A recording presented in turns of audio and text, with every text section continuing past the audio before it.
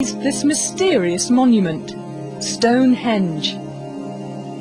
Nobody knows how they did it, how they moved and stood these massive stones. It's a scientific mystery. This man swears he's cracked. He's building his own Stonehenge in his Flint, Michigan backyard to prove it. Wally Wallington's not a scientist, but he knows a thing or two about moving rocks. That's a 300-pound block. This is a 1,600-pound block. Not too difficult. He's a retired construction worker whose passion is moving heavy items. His feats always draw a crowd, mostly family. I thought he was crazy. Who cares about moving blocks around?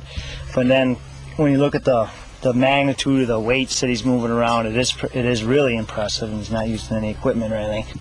In playing with blocks, Wally thinks he's discovered how Stonehenge was moved. This is my first Stonehenge arch I permanently put in place.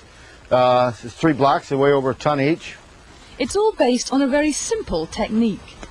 I found a simple explanation for this, to move a block about the weight of a minivan, would be to place a stone underneath it. And once I balance on it, I can spin it.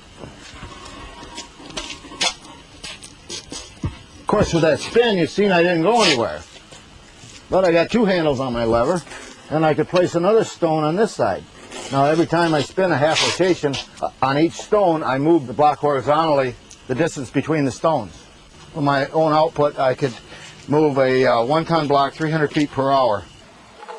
Using this technique, he's moved everything from 1-ton blocks to buildings.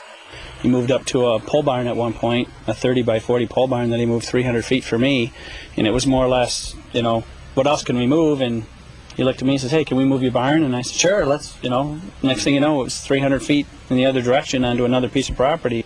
It can move barns, and Wally's betting it moves Stonehenge's 25-ton rocks. But raising these giants is a whole different puzzle. This is 19,200 pounds. Yeah, it's 128 square feet of, cubic feet of concrete. Today, Wally hopes to solve it. He'll put one of his theories to the test and try to stand this 19,200-pound block by himself. I've tried to do this without any mechanical machinery at all. I've used mostly sticks and stones for my equipment. No pulleys, no hoists, no metal levers. Just try to use gravity too, I believe, is my favorite tool. Whoop. The first goal is getting this block 3 feet off the ground.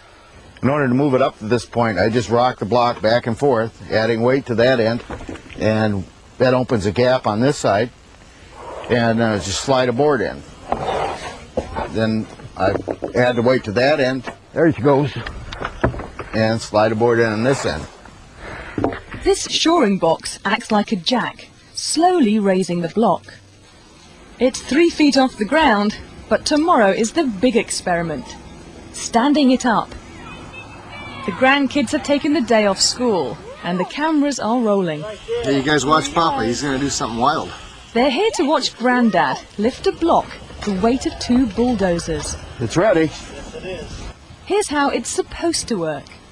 The first thing I'm going to do here is release this temporary shoring I have set, and come over here, release some of my counterweights, and that's going to put the entire weight of the block on this rope.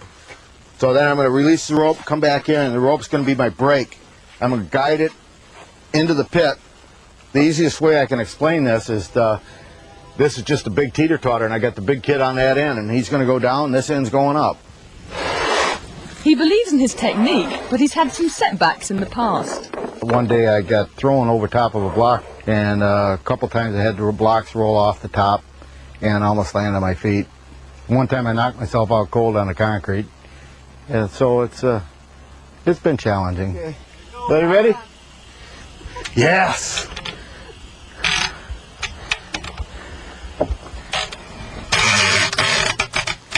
All right.